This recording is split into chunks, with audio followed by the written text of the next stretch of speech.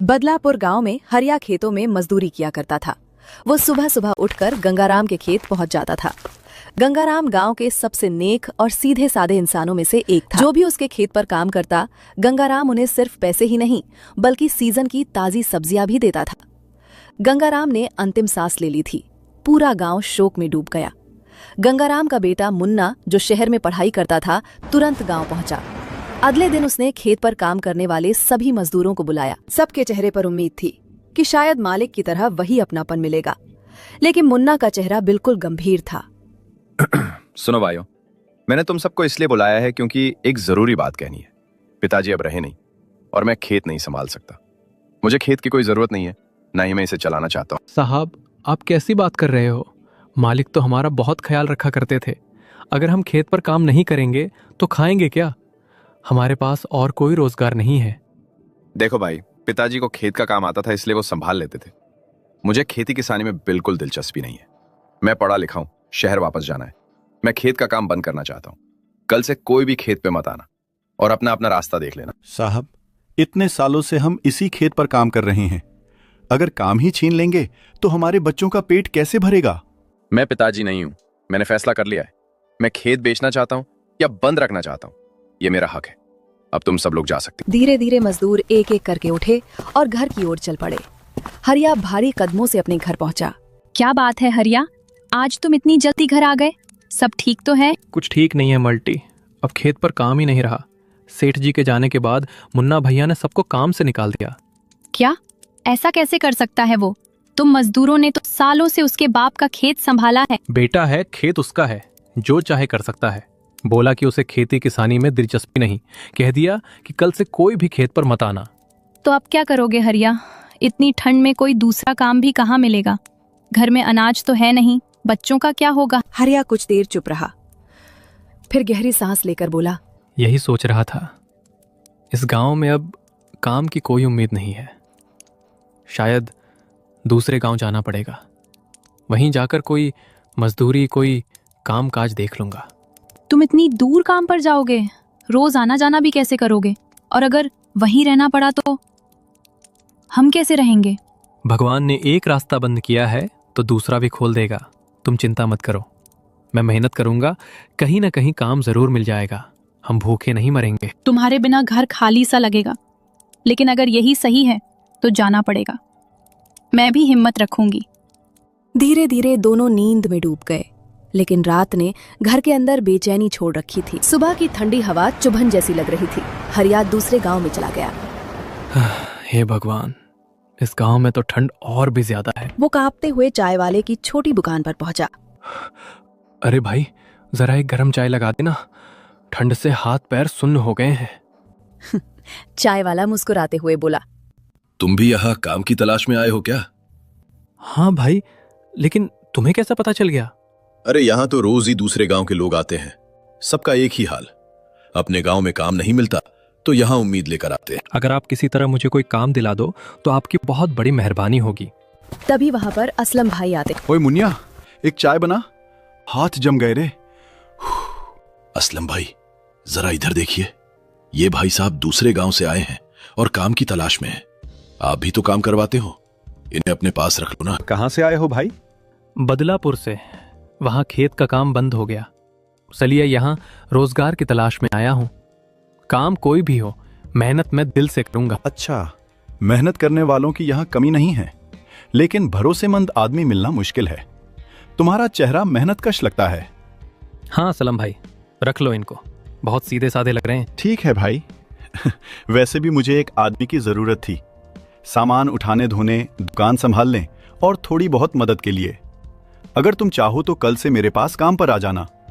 ठीक है साहब, जैसा आप कहो, मैं कल सुबह सुबह आ जाऊंगा। रात पूरी तरह घिर चुकी थी। ठंडी हवा चल रही थी और सड़क किनारे सिर्फ पीली ट्यूबलाइट की हल्की रोशनी थी। हरिया के पास रहने को कोई जगह नहीं थी, न बिस्तर न चादर। चल हरिया, आज की रात भी काट ले, कल से सब ठीक हो जाएगा। ठंड शरीर में कांटे सी चुभ रही थी, लेकिन थकान इतनी थी कि कुछ देर में उसकी आंख लग गई। अगली सुबह वो सीधा असलम भाई की जगह पहुंच गया। अरे हरिया, आ गया तू? आज काम थोड़ा ज्यादा है भाई। देख, ये जो लकड़ियां पड़ी है ना, इन्हें उठाकर उस साइड डाल देना। जल्दी लग जा काम पर। जी साहब, जैसा आप कहें। वो बिना समय गवाए लकड़ियां उठाने लगा।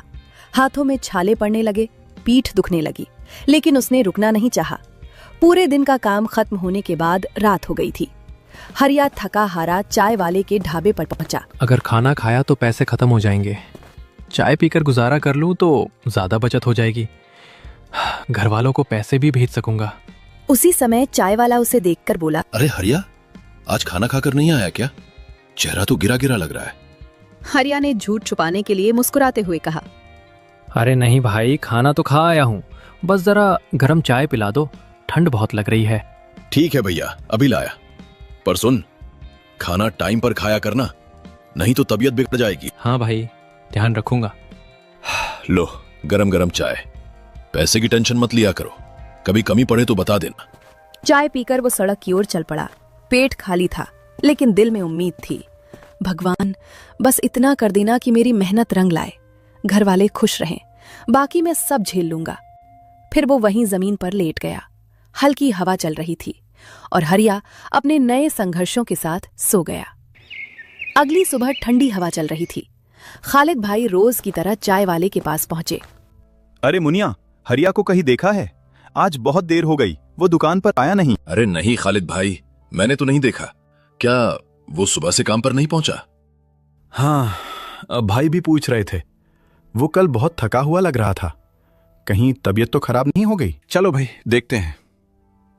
सुबह से ठंडी हवा बहुत चल रही है, कहीं बेचारे को कुछ हो न गया हो। कुछ दूर जाने पर चाय वाला अचानक रुक गया। वहां हरिया जमीन पर पड़ा कांप रहा था। दोनों उसको उठाकर घंटे बाद हरिया धीरे धीरे आंखें खोलता है। अरे मैं कहाँ हूँ? ये जगह तो मेरे गांव जैसी भी नहीं लग रही। घबराओ मत हरिया, तुम मेरे घर पर हो। कल रात ठंड में जमीन पर सोने से तुम्हारी तबीयत बहुत बिगड़ गई थी। तुम्हें सड़क किनारे पड़े पाया था, कांप रहे थे पूरा। अगर देर हो जाती तो हालत और खराब हो सकती थी। भाई, इतना कष्ट दिला दिया आपको। वो मेरे पास ठिकाना नहीं था, इसलिए सड़क पर ही सो गया। लेकिन अब मुझे काम पर जाना होगा। अगर काम नहीं किया तो अपने घर पैसे कैसे भेज पाऊंगा? अरे ओ पगले, पैसा भेजेगा, लेकिन पहले जिंदा और ठीक ठाक तो रहे। काम का क्या है, 2 दिन नहीं जाएगा तो दुनिया खत्म नहीं हो जाएगी। हरिया सुन, तुम्हारी हालत अभी काम करने लायक नहीं है। हाथ पैर अभी भी ठंड से अकड़े हुए हैं। अगर आज फिर बाहर गए तो तबीयत और बिगड़ जाएगी। लेकिन खालिद भाई, मेरे घर में खाने तक को पैसे नहीं होंगे। अगर मैं कमा नहीं पाया तो? अरे चिंता छोड़ दे, तेरे घर पैसे मैं भेज दूंगा, तू आराम कर ले। बाद में जब ठीक हो जाएगा तब धीरे धीरे काट लेना। लेकिन अभी तू काम पर नहीं जाएगा, ये बात पक्की। हाँ हरिया, यहां तुझे कोई अकेला नहीं छोड़ेगा। तू पहले ठीक हो जा, फिर अच्छे से काम करेगा और घर भी पैसे भेजेगा। ठंड में जिद नहीं करते। ठीक है भाई, जैसा आप लोग कह रहे हो वैसा ही करूंगा। कुछ दिन आराम कर लेता हूँ। शाम ढल चुकी थी। चाय वाला अपनी दुकान बंद करके घर पहुंचा। जैसे ही उसने दरवाजा खोला, उसकी पत्नी खाना बना रही थी। अरे भाग्यवान, आज तो मजा ही आ गया। कमाई बहुत अच्छी हुई, पूरे 1500 रुपए आए हैं आज। अरे वाह, ये तो बहुत अच्छी खबर है। अगर ऐसे ही रोज कमाई होने लगी तो हम कुछ ही दिनों में अपना दूसरा घर भी ले लेंगे। हाँ हाँ, तुम चिंता मत करो, अब काम बढ़ रहा है, लोग भी ज्यादा आने लगे हैं। लगता है भगवान हम पर मेहरबान हो गए हैं। पैसे बहुत जल्दी जुड़ रहे हैं, हम बहुत ही जल्दी नया घर ले लेंगे। उधर कमरे के कोने में रजाई ओढ़े हरिया लेटा था। वो उनकी बातचीत सुन रहा था। उसके दिल में एक नई बात उठी। अरे वाह, चाय बेचकर इतनी कमाई, 1500 रुपए एक दिन की। अगर मैं भी ऐसी ही चाय की छोटी दुकान लगा लूं तो मैं भी अपने घर अच्छे पैसे भेज सकता हूं। मेरे गांव में भी लोग चाय खूब पीते हैं। ये काम तो मुझे भी आ सकता है। सामान सस्ता है, लोग ज्यादा आते हैं, कमाई भी ठीक ठाक। अगली सुबह हरिया चाय वाले की दुकान पर पहुंचा। हरिया धीरे से बोला, अरे भाई, जरा एक बात पूछनी थी। अरे पूछो हरिया, क्या बात है? भाई, ये चाय का धंधा तुम कितने पैसे में शुरू किए थे? मेरा मतलब, इसमें खर्चा कितना आता है? अरे हरिया, देख भाई, चाय बेचना छोटा काम लगता है, लेकिन अगर ठीक से किया जाए ना तो आमदनी बहुत अच्छी होती है। रोज का खर्चा लगभग 1000 रुपए तक डूब जाता है, दूध, चाय पत्ती, शक्कर, गैस या लकड़ी, सब में। पर अगर जगह अच्छी हो, जहां लोगों की आवाजाही ज्यादा हो, तो मुनाफा भी खूब होता। मतलब कैसी जगह अच्छी मानी जाती है भाई? देख भाई, अगर तू किसी फैक्ट्री, बस अड्डा या मंडी के पास दुकान लगाएगा ना, तो ग्राहक अपने आप मिलेंगे। सुबह शाम मजदूर, ड्राइवर, फैक्ट्री वाले, सबको चाय चाहिए होती है। दिन के 100-150 गिलास आसानी से बिक जाते हैं। फैक्ट्रियां तो हमारे गांव में भी है भाई। अगर मैं अपने गांव जाकर चाय की टपरी लगा लूं तो शायद मेरा भी गुजारा ठीक हो जाए। अरे बिल्कुल हो जाएगा, बस मेहनत करनी पड़ेगी और मुस्कुराहट रखनी पड़ेगी। ग्राहक दिल से जुड़ जाएं तो दुकान अपने आप चल पड़ती है। लेकिन भाई, मेरे पास तो पैसे नहीं है। दुकान लगाने का सामान, चाय का बर्तन, गैस, सबके लिए कुछ पूंजी तो चाहिए ही होगी। अरे भाई, जिसके पास तू अभी काम कर रहा है वो खालिद भाई बहुत नेक आदमी है। उनसे जाकर बोल दे कि तू अपना काम शुरू करना चाहता है। थोड़े पैसे उधार मांग ले, मुझे यकीन है वो मना नहीं करेंगे। इतना कहकर हरिया सीधा खालिद भाई की ओर चल पड़ा। दिल में उम्मीद थी, आंखों में सपना। अरे हरिया, अब तबीयत ठीक लग रही है? चल, आज से फिर काम पर लग जा। मुझे आपसे एक जरूरी बात करनी थी। हाँ बता हरिया, क्या बात है? भाई, मैं अपने गांव जाना चाहता हूँ। वहाँ काफी फैक्ट्रियां लग गई हैं। अगर थोड़ा सा सहारा मिल जाए तो मैं वहाँ चाय की टपरी लगाना चाहता हूँ। बस अगर आप कुछ पैसे उधार दे दो। मैं आपको पूरे पैसे लौटा दूंगा खालिद भाई। अगर आप कहें तो ब्याज भी दे दूंगा। पैसे ज्यादा नहीं चाहिए, बस शुरुआत के लिए। रे हरिया, अगर तू अपने गांव जाना ही चाहता है तो ठीक है। अपनी बीवी बच्चों के पास रहेगा, यही सबसे बड़ी कमाई है। पर खालिद भाई, पैसे मैं दे दूंगा, लेकिन एक बात साफ समझ ले, मुझे कोई ब्याज नहीं चाहिए। जितने पैसे लें उतने ही वापस कर देना, और जब मन करे तब लौटा देना। सामान ले लेना और दुकान सही जगह लगाना। दिल लगाकर काम करना, अल्लाह सब ठीक करेगा। हरिया जब अपने घर पहुंचा तो आंगन बिल्कुल सूना पड़ा था। घर के अंदर से खांसी की हल्की आवाज आ रही थी। चारपाई पर उसका बेटा पिंटू कमजोर सा लेटा था, चेहरा पीला, आंखें बुझी बुझी। अरे भाग्यवान, ये पिंटू को क्या हो गया?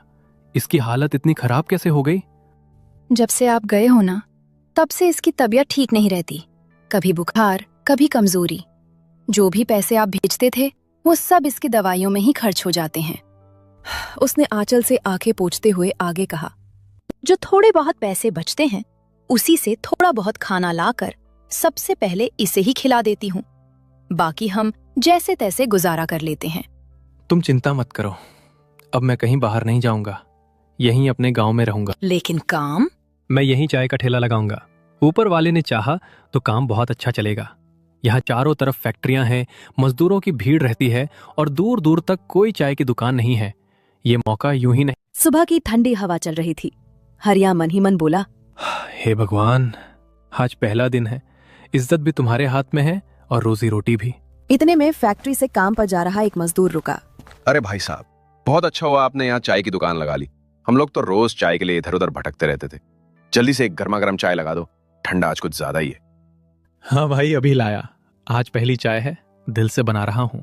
उसने सावधानी से चाय गिलास में डाली और मजदूर को पकड़ा दी। मजदूर ने घूंट लेते ही कहा, वाह, चाय तो बड़ी मजेदार है भाई।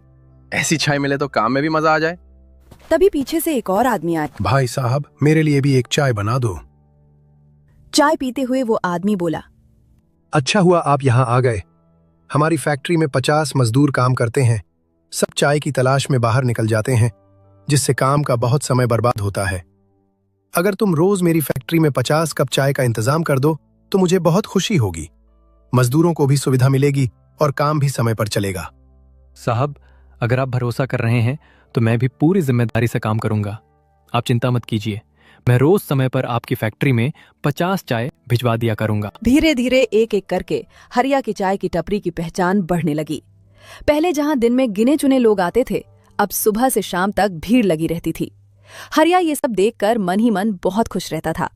चाय बनाते हुए उसके चेहरे पर एक अलग ही संतोष झलकता था।